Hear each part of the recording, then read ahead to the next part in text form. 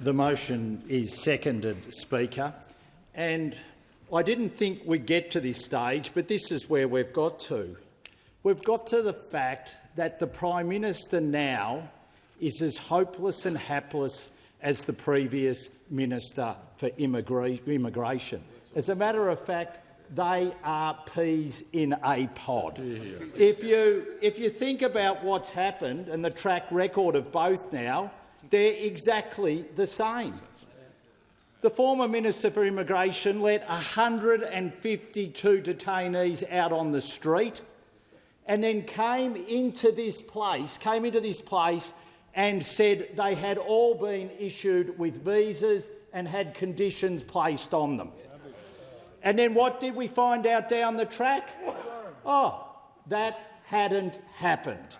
FOIs showed us that some of them, and as the Leader of the Opposition has said, hardened criminals, murderers, sex offenders, child sex offenders, had been released without visas, without conditions placed on them. Now, did the Prime Minister, when he knew about that, did he require the former Minister for Immigration to come in here and admit that he had misled this parliament? No, he didn't. And now we know why. Because if he had required him to do that, he would be in here today doing exactly the same thing. Yet where is he? Where is he? No one knows.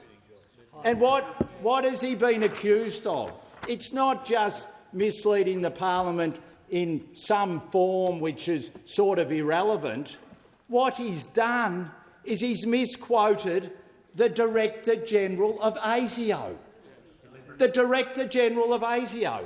Now, how can you not quote the Director-General of ASIO in the correct form and think that you can get away with it? And I'm glad the new Minister for Immigration is here, because I hope to hell, for the Australian people's sake, that he isn't as hopeless and hapless as the previous Minister for Immigration and the Prime Minister.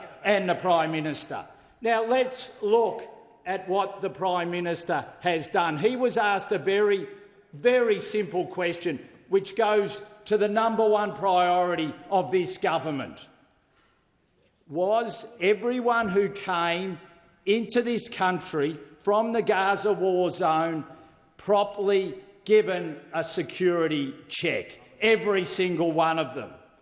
And the Prime Minister said, yes, they had. Now we know that that is not the case. And there is nothing that the new Minister for Immigration can show us or prove to say that what the Prime Minister has said was correct. So the Prime Minister stands condemned today. The former Minister for Immigration stands condemned today. And what we will wait to hear now is whether the new Minister for Immigration has any explanation for two things. The first is, where is the Prime Minister? And why won't he come and defend his honour? Because he knows he's wrong. He knows he's misled this place.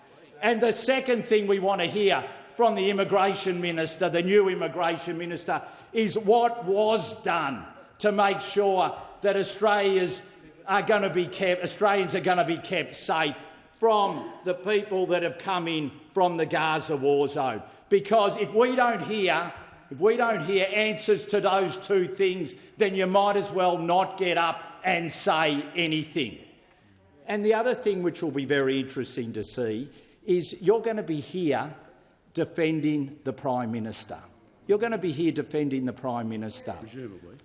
Will the Prime Minister come in to listen to the new Minister for Immigration defend him? Will he? Do you reckon he will? What do you think? I've got a feeling that the PM won't turn up. He'll stay in his office watching on the television because he's gutless. He won't come in here and defend himself. That is That is weakness at its worst. That is weakness at its worst, and that is why he stands condemned today. Hear, hear.